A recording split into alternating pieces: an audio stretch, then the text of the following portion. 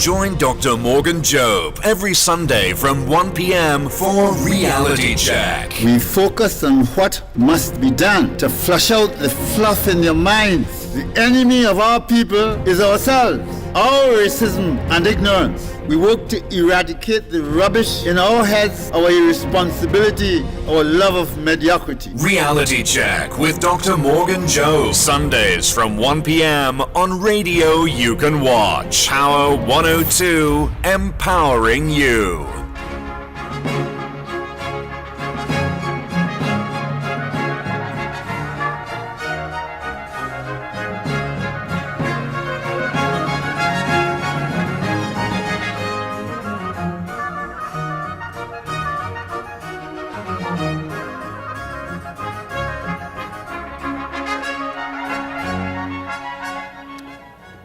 Guten Tag, bon après-midi, shalom, salam, habari, subui. I had decided to use Bach's Easter music because I had arranged with a Sat Balkaran Singh to co-host the program today, where he would have been talking about the celebration of festivals in India and in Trinidad. Many people do not know that there is carnival in India, not all over India, but focused in a place called Goa, which until 1961, I think it was a separate Portuguese colony in India. So the idea of Carnival, which is a European pre-Lenten festival, took root in India, in Goa. But they celebrate Christmas in several parts of India, apart from Goa, like what used to be Madras, Chennai, Delhi, wherever there were Christian communities. The people in Trinidad and Tobago are very much misled by the idea that they are Indians or they are Africans. Whatever they mean by that, I don't know.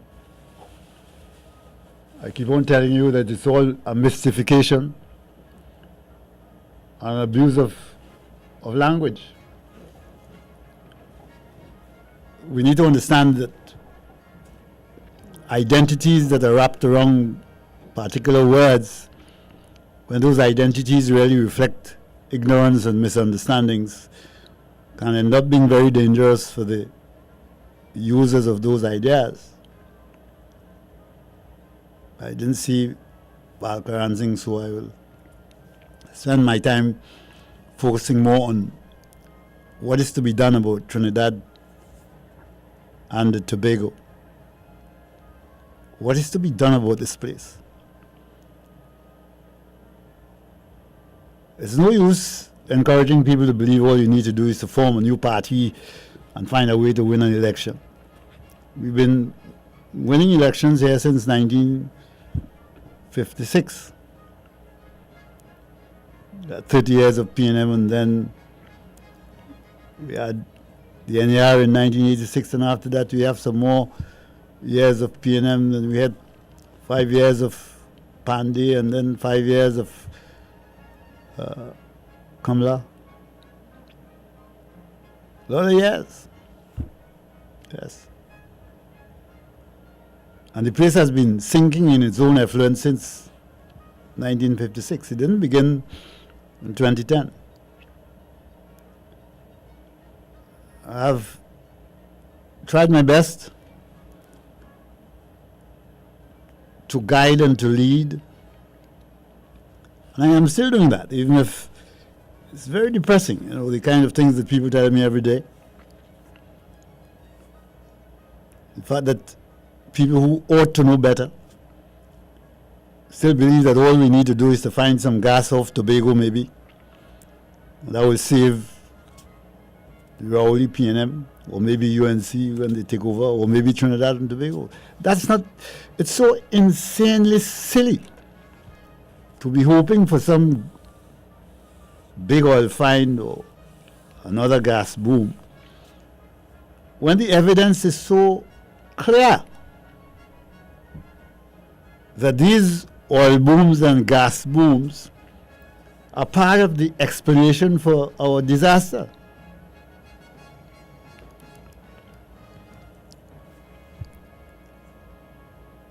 This country is immersed in a culture that is self-destructive. You can't make Trinidad a better place by joining the stupidness. I've said too often that the Enlightenment idea focused on reason and liberalism is only part of the truth of human, political, and social evolution. What we know from the facts, the evidence is that that Enlightenment idea has always had to contend with the powerful motive force of history, which was not reason, it was feelings, it was religion, it was mythology, belief in miracles and wobia, avatars and divine intervention. And unless and until we deal with these insecurities, these mental states akin to mental illness that drive these constructed identities called Indian and African in Trinidad, that sustain the political mobilization process. Unless and until we are willing to deal with that in the context of what we believe and how institutions work, we are doomed. There's no coming back. Some months ago, I talked about a Persian poet called Sadi, whose words are inscripted on the UNESCO building in New York. And the part of Sadi's poem that they have used there is where he says that the sons of Adam are limbs of each other. We are all created from one essence. And when the calamity of time affects one limb, the other limbs cannot remain at rest. If you have no sympathy for the troubles of others, if you can't empathize with the pain of others, you are unworthy to be called by the name of a human. I've said to you that Donald Trump represents a fantastic supernova of a didactic opportunity to learn more about Trinidad and Tobago, to understand our racism, our ignorance, our stupidity, our immersion in expectations that have nothing to do with our reality, our belief that Krishna or Shiva or Jagadamba, Eshu, or the Virgin Mary, or some aspect of the Christian pantheon will intervene to save this place. The people who believe that. They're waiting for the New Jerusalem. But they're going and voting, and voting for the race. That's what you call cognitive dissonance. Some of the most racist, obnoxious devotees of the PNM in particular are people who will tell you only God could save this place. but they're going to vote. How you make that consistent is not a logical process that you can unravel. But therein lies the issue. Big problem with Petrotrin and OWTU. And these are just symptomatic of the pervasive and general ignorance and stupidity that has put this country to where it is today. Many, many years ago I wrote in Think Again on the state enterprise sector. Time has done nothing but validate what I said then.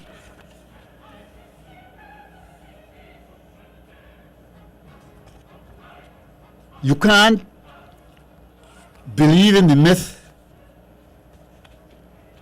that merely by collective or public ownership you are going to impose justice and fairness. That's a dogma. It's a doctrinaire stupidity. There is, I'm quoting myself here, 20, 30 years ago. Quote, there is no economic theory to use which would provide unambiguous proof that private enterprise is preferable to state enterprise, or that state monopoly is preferable to private monopoly. However, as in the provision of healthcare, education, housing, police services, cultural services, the decision must hinge on the questions such as how to pay and who is to pay and who benefits and whose taxes pay for the losses. Caribbean countries have been devastated by their own people because politicians find it profitable to promise freeness, free jobs, free housing, free education, freeness. So that a job at NGC or Petrotrin or any state enterprise is a free gift. A reward for support given in exchange. So you have all these people getting $60,000, $70,000 a month. Contractors turning millionaires. Billions, not hundreds of millions, billions in overtime. And it is not just the politicians who had benefited from that. Continue quoting page 25 of Think Again. The reality is that the state enterprise uses up resources which can be used for education, health care, old age pensions, road repair, and many other social necessities. And they can be the mechanism to export billions of dollars of scarce foreign exchange. When the resources used up in a state enterprise are consumed without increasing the capital of the country, the state enterprise becomes an instrument of destruction. But politicians and state enterprise workers cannot see this because they get the benefits. Taxpayers have to take all the risks. Power to distribute jobs, foreign exchange and income streams, and the taxpayer pays all the costs. All the risks are borne by the total number of taxpayers, and they pay all the costs while most of them get absolutely no benefits. Trade union members get benefits. Political party hacks get benefits. The political propaganda which encourages poor people to believe that they benefit because the government owns the state enterprise is the best example of how educated people manipulate and abuse the poor people. State enterprises is just another form of communal property. And as in the case of any communal pasture or forest or fishing ground, since everyone owns it, only those who can exploit it get the benefits. Everybody pays the cost when the asset is destroyed. Tripartite arrangements between trade unions, the private sector and the government to save state enterprises from the exploitation by politicians and workers have not met with any success. Workers and politicians want present benefits in the form of higher wages, shorter working hours, and inflexible contracts. These conditions mean less investment in research, new technology, new products, and slow responses to changes in the market. The result is industrial disaster and social decay, and the Treasury must pay. That's all reality with Petrochem. A disaster that didn't begin in 2010.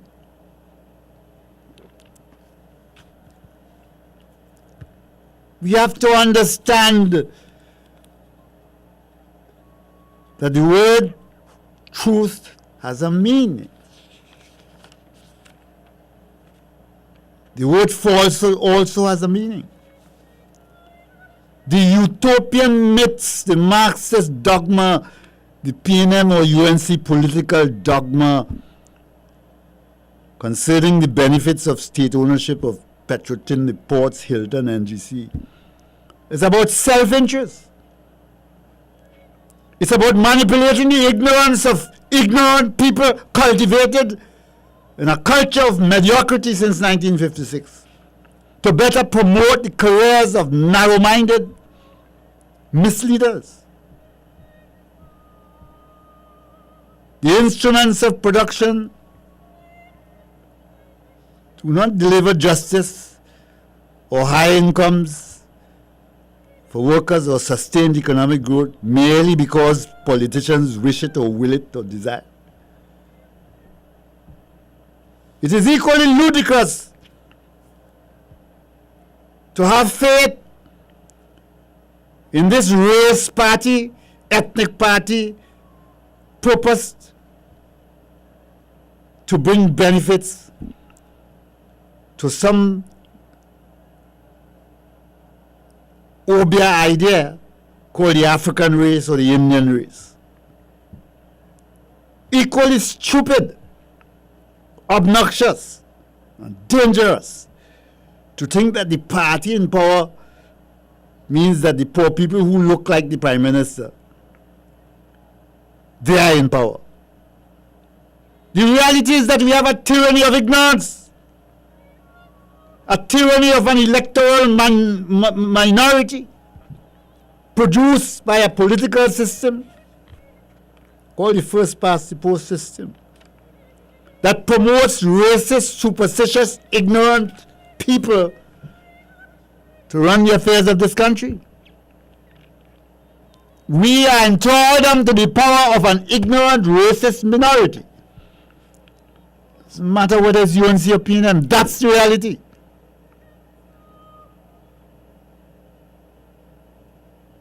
To join UNC, to join PNM, or these pretenders that are coming up like mushrooms in the rainy season, is to join the view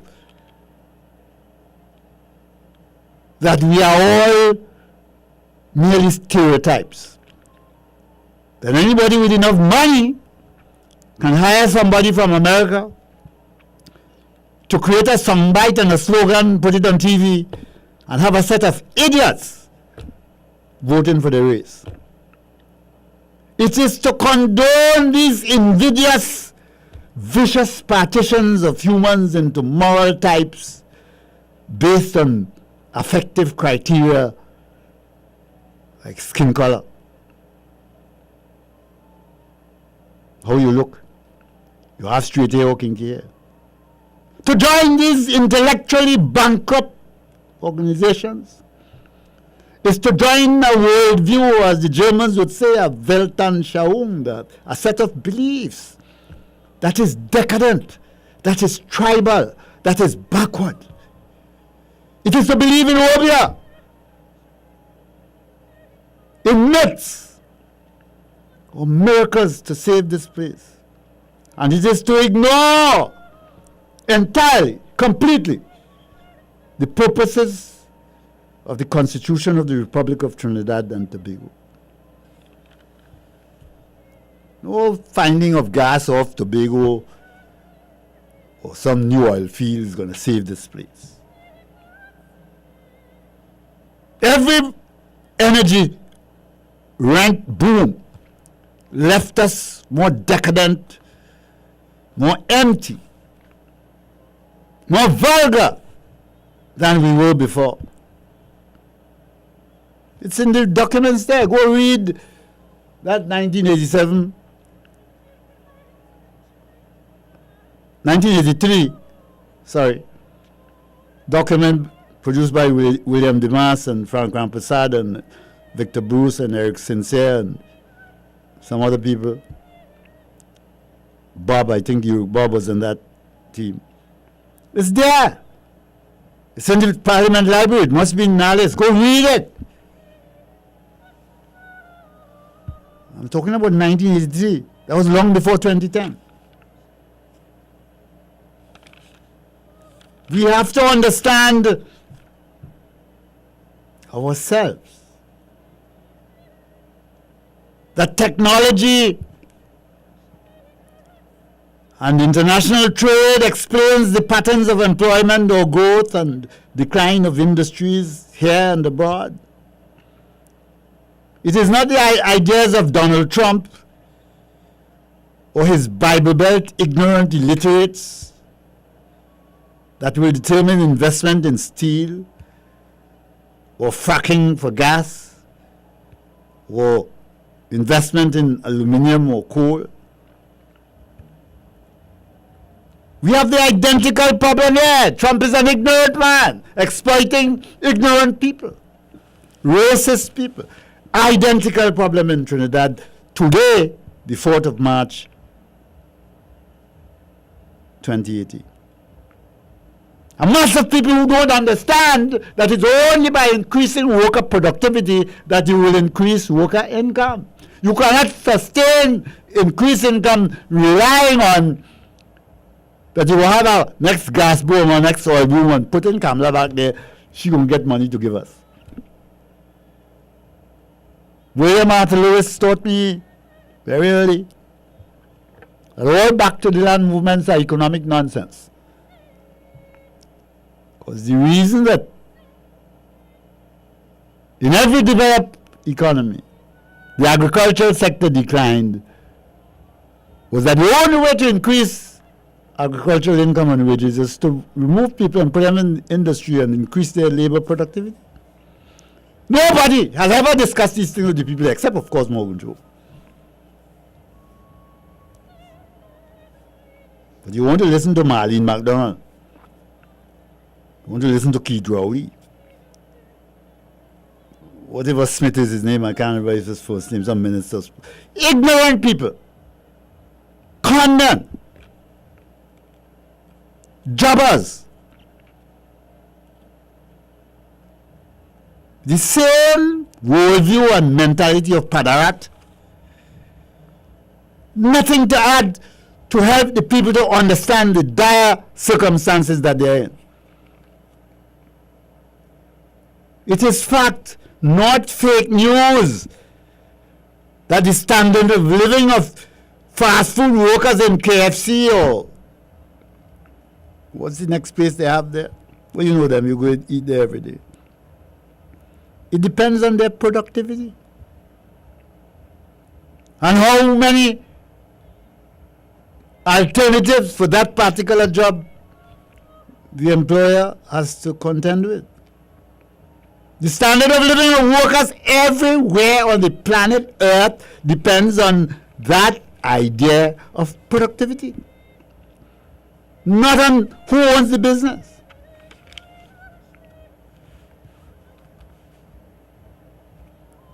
And that is, Eric Williams didn't educate the people about these things. Told them, Massa did that. Massa did that. My business is a take from those who have had too much for too long and to give it to those who have had too little for too long. Massa, massa, massa, massa. Colonialism. Crap. Kept you in mental slavery. Look at Venezuela. The state owns everything. Millions of people would leave that place if they had somewhere to run to. And some of them have run. They're in Trinidad. They're in Tobago. They're all over the Caribbean. Look at Cuba. And look at New Zealand or Australia or Canada or Norway or Germany. What you see there is not fake news, it's fact that the distribution of income is not necessarily less equitable under private ownership than under collective or state ownership. Some people don't remember that they had a place called the Union of Soviet Socialist Republics, where the state owned everything from 1917 to 1991. It crashed, it collapsed, it couldn't be sustained. The major fact in our life, in our world, in our existence is and has always been technology. And on the 4th of March, in this 21st century, the disruption caused by technology in all aspects of our life is what we need to be talking about, not about race. The thing is so annoying. Race doesn't explain the daily bedlam at government secondary schools, like Success Laventille School. Race doesn't explain what is going on in Satmaraja's Lakshmi Hindu Girls' School, or the one owned by Asja. It's not about race. The bankrupt, illiterate, ignorant, Mephistophelian politicians in this country have absolutely refused since 1956 to educate their people and have them strewing in their own filth all over the place, living, thinking about their race. We should be talking about technology. Yes? And how, as I said last year, when it looked like Trump was competitive, I said representative democracy may not survive the 21st century.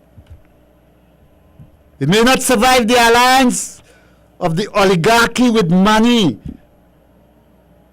and the human brain in the head of the mass of ignorant, religious, emotive mobs that populate the planet. That is why Trump is the president. That is why Rory is the prime minister. And that is why too many people here believe all we need to do is to put Kamala back there.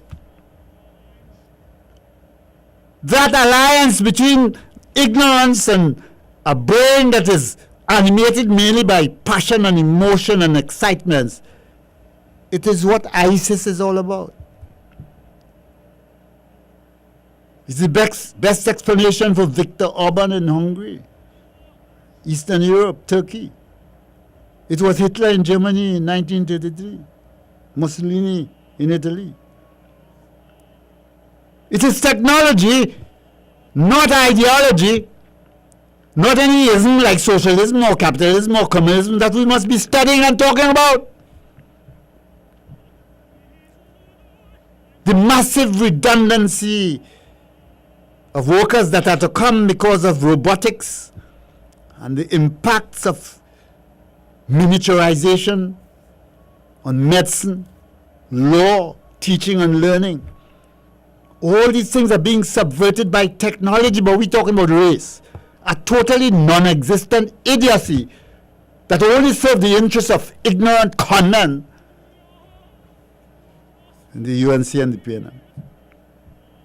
We're not dealing with the pervasive corruptions that have overtaken this place because we have dumbed down every aspect of this society. You listen to the talk shows. They don't speak English. They don't understand that language. You can't discuss any idea outside of their vernacular conceptions,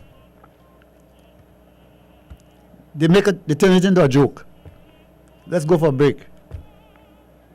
You must just keep wallowing in the foolish stupidness about Kamla say, Rowley say, Kamla say, TNM say, UNC. Every day from dawn to dusk and after. They don't understand that we are stuck in the muck of obscene and irrelevant arguments about race and religion. Are we not using the opportunity that we have to lead the young people to a better place? A better emotional engagement with the challenges and threats to their future?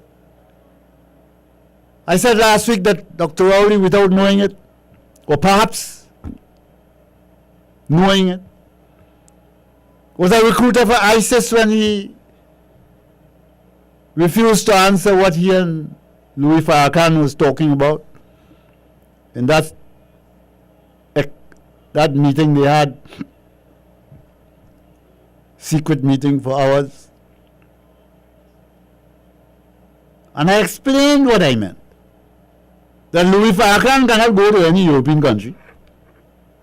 Couldn't have gone there when he and Rowley was meeting. And that there are thousands of young, self-described black men in gangs and criminal activity in ghetto in Trinidad. Some having been recruited in prison to the Nation of Islam, who were observing all that. So in their mind, Rowley is giving credibility to whatever Louis Farrakhan says, or whoever Louis Farrakhan criticizes or condemns. That's their worldview. Rowley wasn't being part of the solution to young black men joining ISIS. He was part of the problem, still is part of the problem. Worse yet, I didn't hear Marlene McDonald, I didn't hear Jennifer Batiste Primus, I didn't hear Camille Robinson Regis.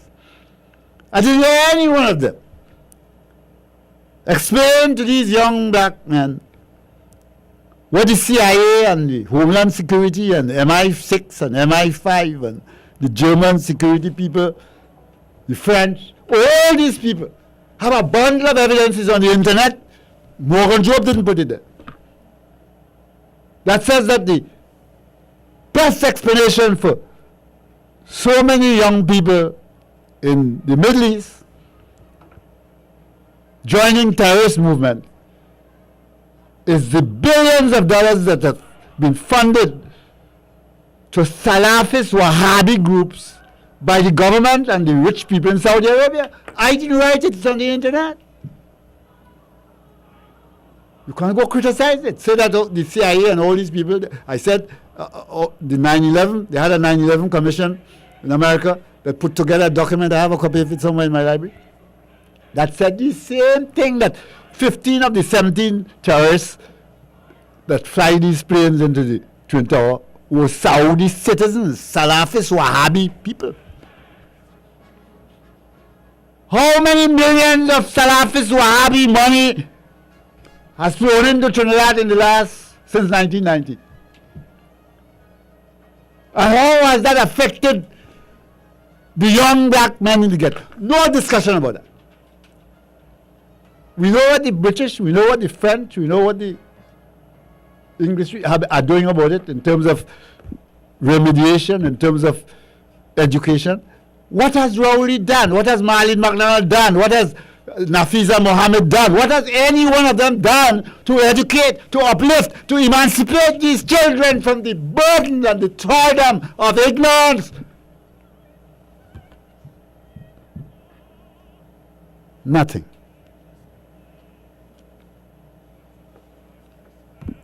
And I repeat that unless and until we understand that the ideas that have been animating and motivating this society are perverse and destructive. There were some people at UE some years ago who wanted to tell children English is the oppressor's language. Well, when you tell some little black child that, you doom them for life. Because the children on Bayshore and Sumat Gardens, the children that go to Mahasabha and Astra schools that are not taking that on, they will try to speak English. Yes? They will try to do their best because there will be no examination. Not a single exam paper, not a damn exam paper anywhere in this country that any child in Picton, Beetham, Covine Road is going to ever write written in vernacular. It's all going to be written in English, and if they don't care about it, if it's your person's language and they're not going to learn it, they will always end up at the back and bottom of the class. You don't have to be a rocket scientist to understand that. Do you, David?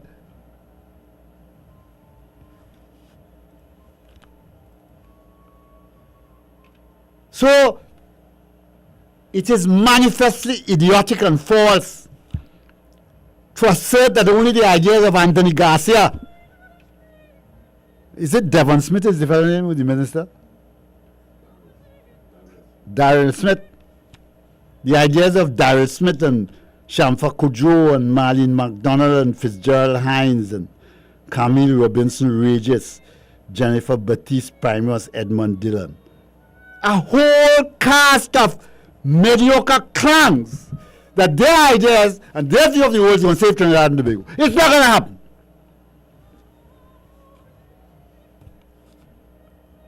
And that cast, led by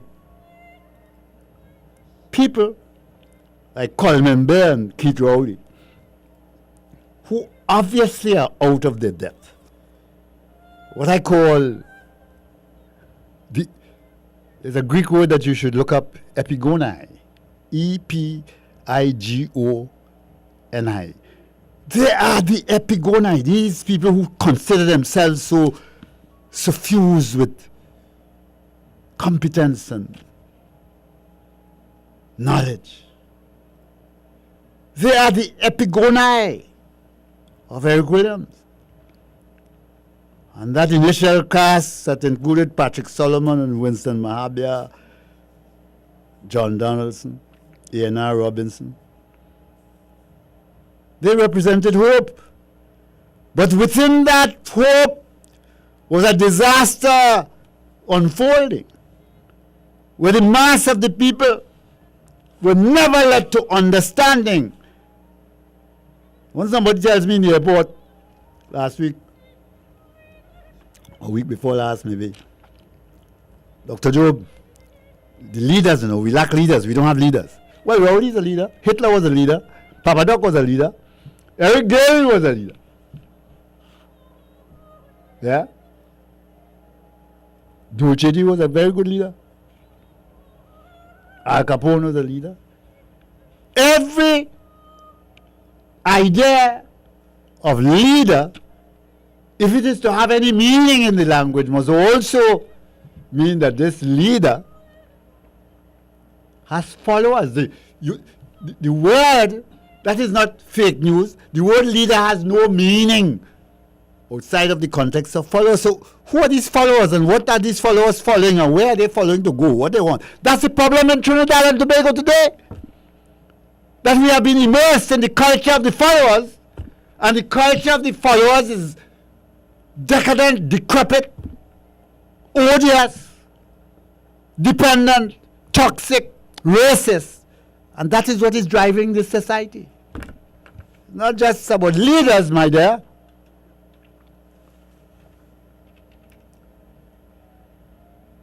Followers. I have in my hand here a document, and this is so symptomatic of the wrong thing with Trinidad and Tobago, where on the 30th day of June 1992, a judge called Cleabert Brooks made a judgment. There were 5 points in the judgment: that the conditional pardon granted to herein to the applicants by the acting President Emmanuel Carter is a valid one, that the same was not produced by duress, illegality, or by improper pressure, or by fraud. 3, that the said conditional pardon was not rendered invalid by any acts on the part of the applicants following the coming into effect of the condition annexed to the said pardon. Goes on.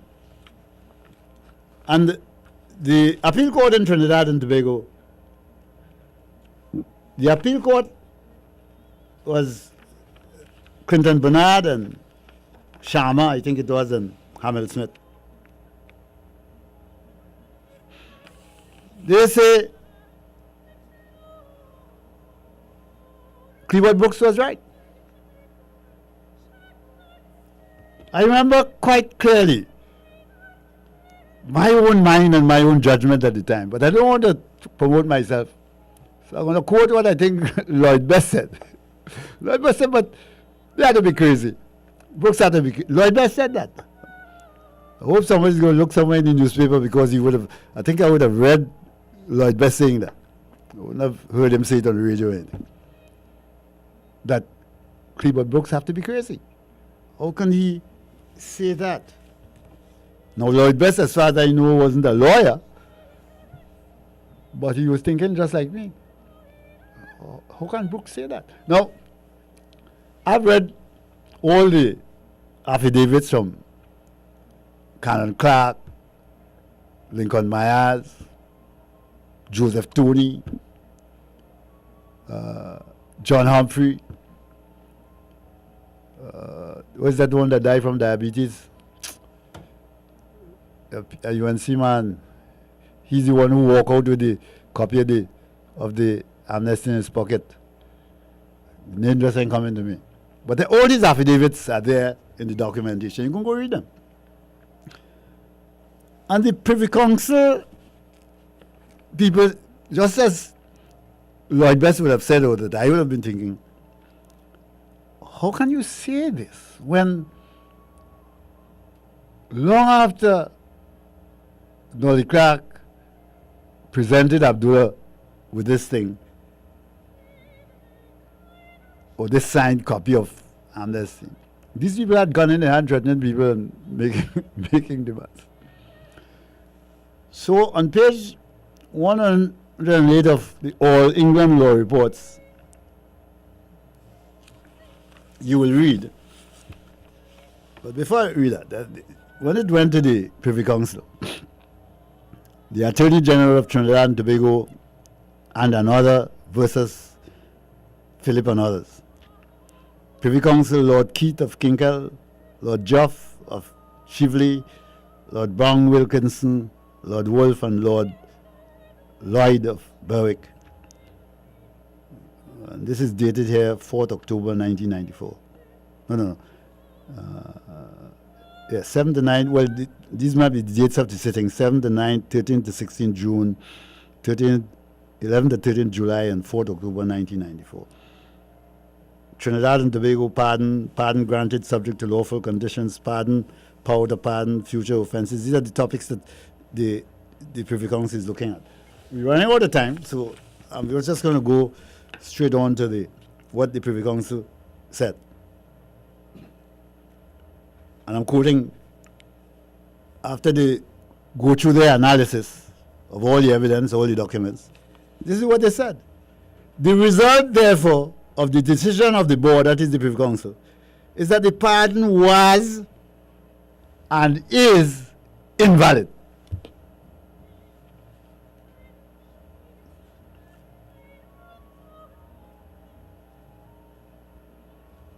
I don't know these Privy Council people. I never met them. I couldn't have influenced their decision. Lloyd Best never met them either. Yeah? And maybe at another time I'll go to some of the reasoning that they came to. But you see, it's all, I'm telling you all these things because the fact that you have people here who are not understanding the mediocratic state, the ignorance, the inefficiency and substandard management of every aspect of our life.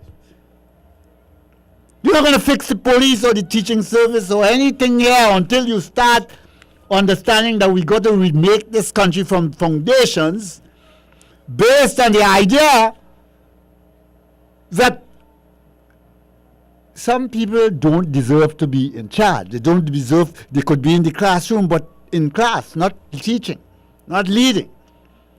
This has become a total cesspit of mediocrity at every level, in every office. No class. Until we can understand that, until we can understand that the thinking and the ideas and the culture of the mobs is what is running this country and has run it into the mess, it will keep sinking and drowning in its own filth. It's no new party, it's not putting Kamala there. I've been writing these things, I've been telling you, you have to go to the people that discuss. There's no one place that you're going to start.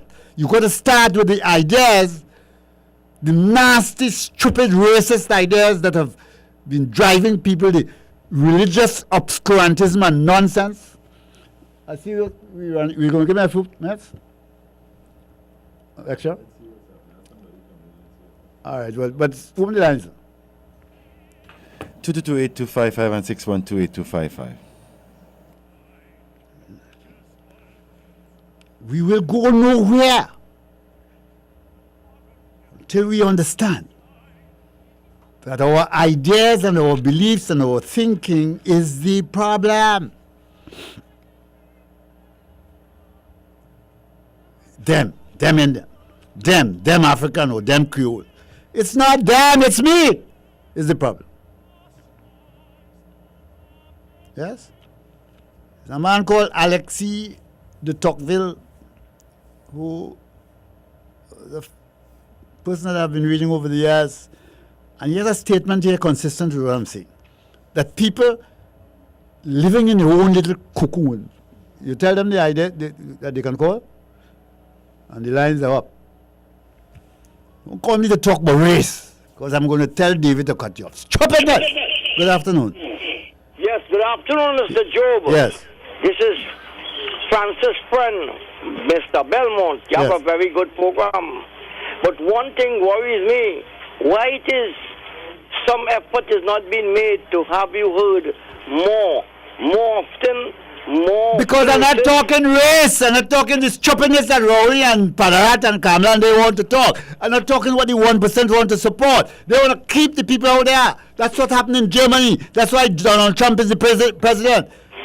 Well, Mr. We're not going to go anywhere until we understand sorry that. I cannot hear everything you are saying, but just give me a little 2 minutes to conclude because Yes. I'm half deaf. I'm hearing impaired. All right. And I want to express something. Go ahead. That you should get a location where you can be heard from time to time, and you should have an opportunity to speak on the radio more and more time, because you should be leading this country, if even in thoughts, to educate the people a little more about where we should be going and how we should be getting there.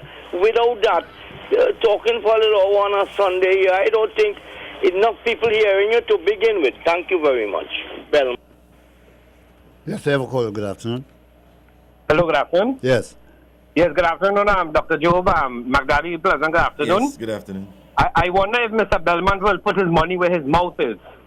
Calling for, extended coverage and whatever. But Dr. Job, I was very appalled at what you said just now there about Justice Brooks and the ruling of the court and the appeal court. And then finally the Privy Council brought some sanity to it. But because of you couldn't try these guys in twice, that is why they got off. And it takes me back. How it says to me that this, according to you, this mediocrity has been going on a very, very long time in this country, and it continues. You hear it every day in the parliament. I said small talk, race talk, and who said this and who said that. Every morning you get it on the radio. Every day we hear this stupidness, and nobody's making no sense anymore in this country. All it's about is UNC, PNM, African, Indian, one set of rubbish. And I'm calling on Trinidad and Tobago to rise up above that foolishness. Thank you. You have a call. Good afternoon. Yeah, good afternoon. No, I want to concur with the first caller.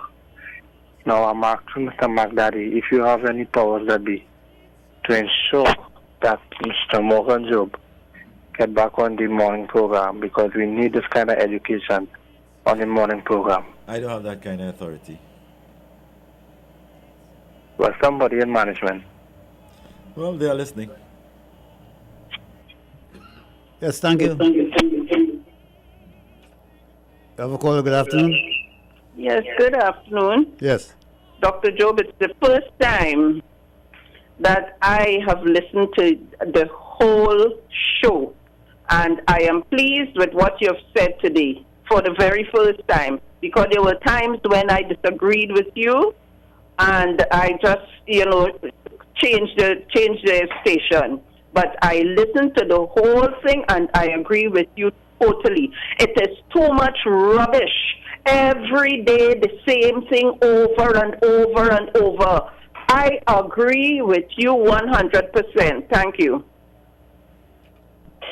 Caller, good afternoon. Yes, Mr. Job, to answer the caller who said Mr. Belmont willing to put his money where his mouth is, please remind him that I have invited you to come and let me support you in deeds and in money or whatever reasonable. You have no time on that because you are busy on other things, and let him know I'm the kind of person, you know enough about me now to know I will put my money where my mouth is. Thank you very much. Thanks for your support, sir. Good afternoon. Yes, good afternoon, Dr. Job. Dr. Job, I like the issues you raised today. And Dr. Job, if you could recall to the cover tax, you mustn't forget the cover tax and who started the cover tax. And Dr. Job, when they released them, it was like a carnival on Frederick Street. And Dr. Job, they know why they don't want to put you, and you rightly said, because you don't want to talk what the 1% want. That's why we have to be hearing about Wendell Stevens and Steve Wilson and them on morning. And when it's for educational stuff, we ain't getting it. We ain't getting it because every day as you hear calling after calling, because you ain't falling for the trap. You ain't falling to talk with you about Kamala and Keith Rowley. We have to rise about that. We have to rise above that. We have to think about Trinidad and Tobago, and our country is going down the drain. Every day here is a blaming game. Who could thief better than who, and who is better thief, and who have more money in suitcase, who have money hide away. And we're hearing about upliftment, and that is what they're trying to keep the cult supporters in bondage. And if the management had a way, and they really want to uplift the program, they will give you a program, but they wouldn't give you Dr. Job, because you're talking about you're talking about supporting Rowley and supporting Kamala gone. Yes. This country is enslaved by its own willful ignorance and racism and stupidity. And it didn't begin in 2010. Didn't begin in when Bandy went there first time. I went there in 87, so it should be in 80s. No, 97. I went there in 97. And so that was 2 years before 95 is when Bandy went there first. Okay? Didn't begin in 95. This rot, this decay, this intellectual decadence and ignorance began in 1956. I'm reminded of, I was saying, de Tocqueville saying, I am tempted, I'm quoting here, to believe that what we call necessary institutions in a society are often only those to which we are accustomed, and that where the organization of a society is concerned, the field of possibility is much vaster than the men who live in the particular society can ever imagine. That's the problem here. People in the little barrel, in the little crab hole, and that's their world. They don't understand that Trinidad and Tobago has to emancipate itself from the coolie barrack, slave yard mentality, intellectual culture. Good afternoon.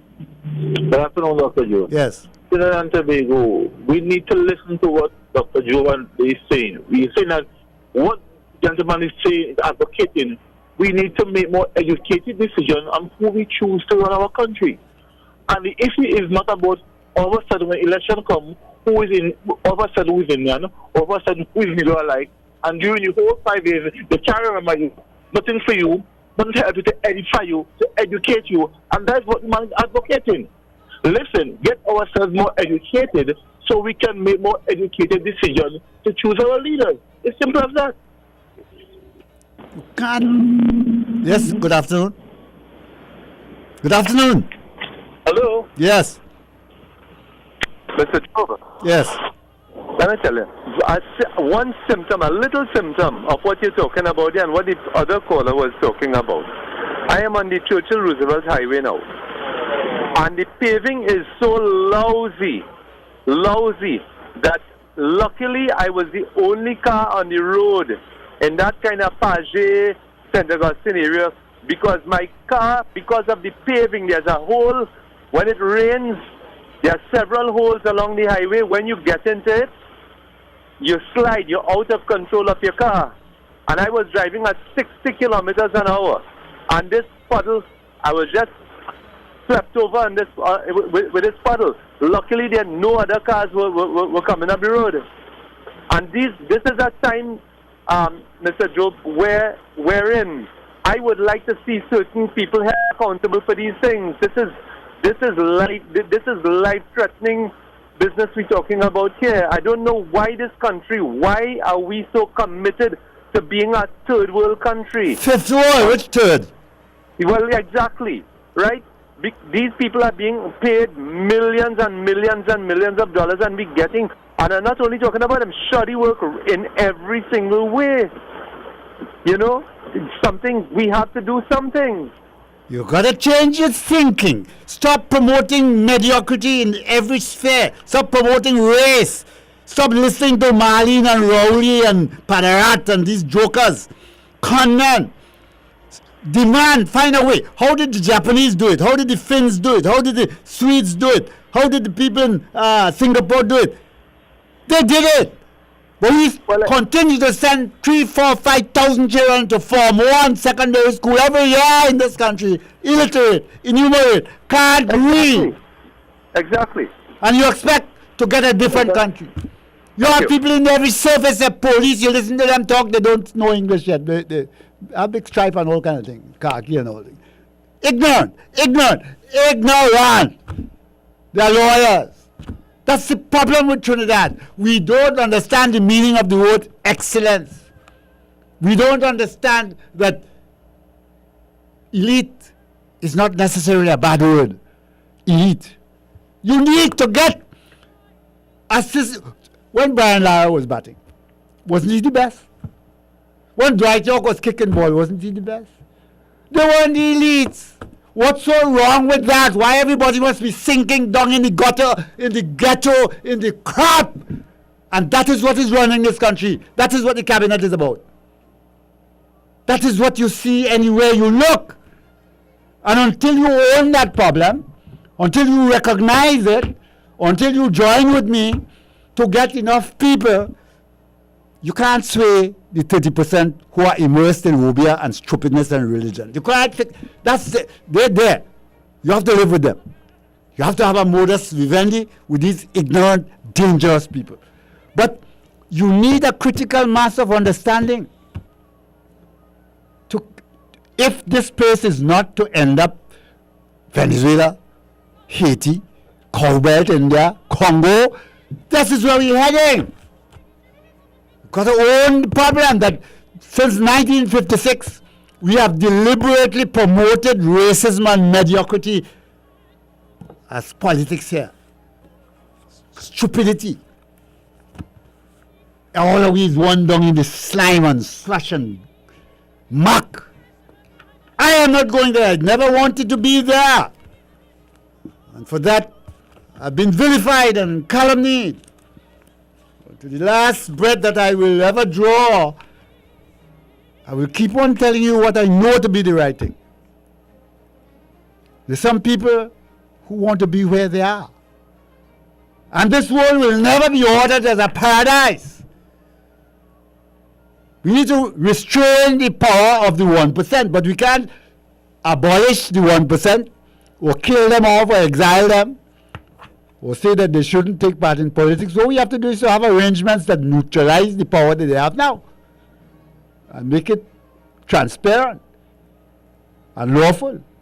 That's what we need to. We're not doing that. Only talking them Indian, them African, them African. And this Marlene latest thing. It's about ensuring and telling everybody in Trinidad and Tobago is a garrison state like in Jamaica, where the gangsters have their role and their persons in cabinet. That is what happened. Why Jamaica under what's the guy named Bruce Golding? It was when Dudu Skoke wanted this pound of flesh and decided that we have an arrangement that you're not sending me anywhere. When the smoke cleared, more than 100 people died because Edward Siaga and Bustamante and all of them thought it was a great idea to give the gangs legitimacy, have gang people in cabinet influencing the parliament, the prime minister's office, they are contracted and everything.